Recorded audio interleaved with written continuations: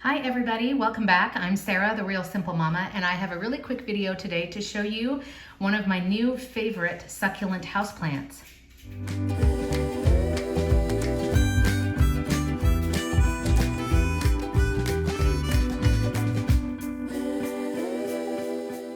I'm going to jump right into the content here as we sit at my kitchen table. I hope you guys are all doing well. This is a type of flowering succulent called a Kalanchoe.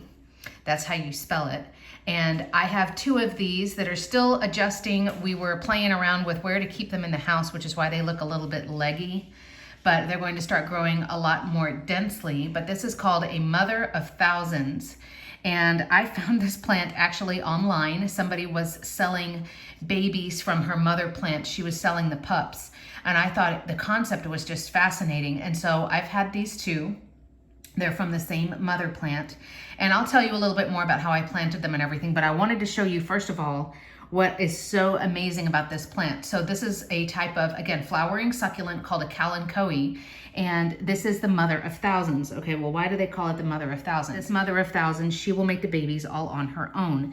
And the concept is absolutely fascinating. So if you look, these have a ridged leaf, and these older leaves that are damaged, this is what the plant was like before their life with me.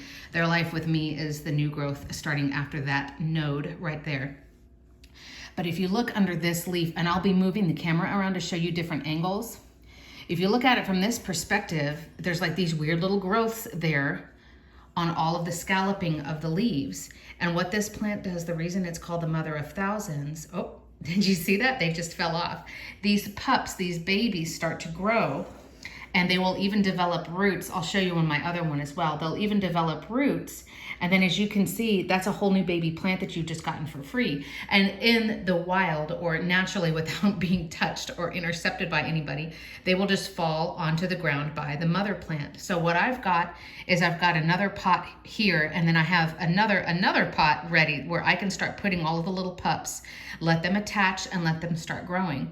So this Mother of the Thousands, and I just think they're just the coolest thing. So your healthy plant, once they're getting enough light, they're being watered the way that they like, they will start making a whole bunch of plants for you for free, which you can gift. You can go plant them out in different spots in your yard, depending on what the climate is.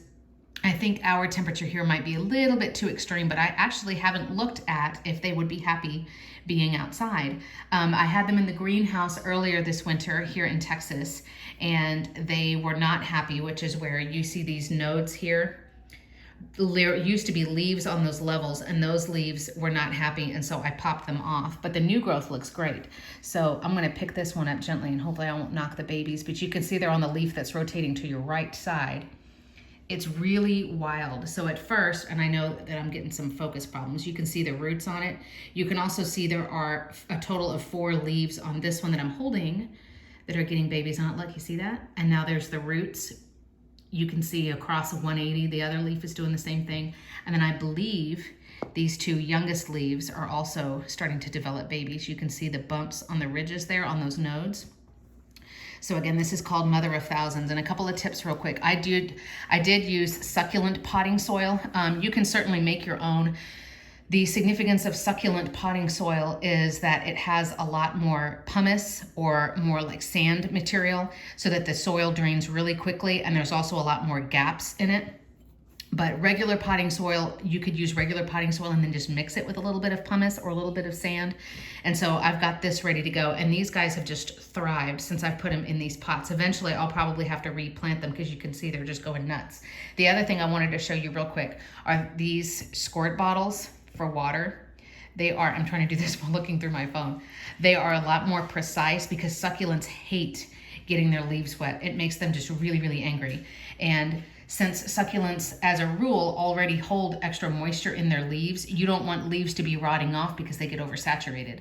So these are just, I mean, they were traditionally used and sold like in the medical profession, but they're really, really cheap. You can get them online. And I have a bigger one, and then I have a smaller one. But then I just use filtered water in them, and then that's how I water them, and that way I can make sure that I'm getting nothing on the leaves. It's a lot more precise than a watering can. So what I'm going to do is I'm going to put some of those pups that just fell here in this new pot, and then I'll show you one more clip. One final clip real quick, so you can see that the healthy mother of thousands, you can see the little bumps all along these different leaves from different perspectives. And once I noticed this not too long ago, I was so excited because number one, it means free plants. Yay!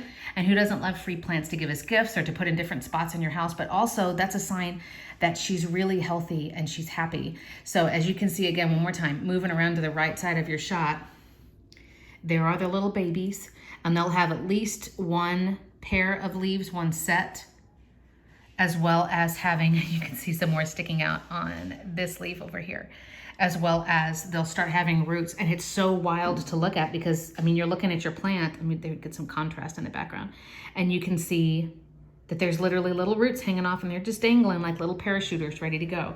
So now I've got my little babies there. Honestly, I'm sure that for a lot of them, even if they landed upside down, the roots know which way is down. And so even if the roots were initially pointing up, they'll know to keep growing and turn. But I went ahead and put them in correctly.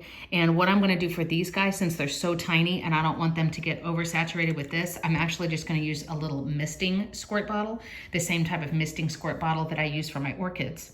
And that way I know that they'll be getting some moisture, but they're not gonna be just waterlogged with a ton of stuff. And as you can see, again, this is the succulent potting soil all over my table, but it has a lot more of that foam looking stuff and just other absorbent things that help wick away the moisture so it's not just sitting there on the roots. But this is my favorite new little plant to play with. It's our mother of thousands, our Kalanchoe, and I hope that you can find one around you soon because they are so very cool.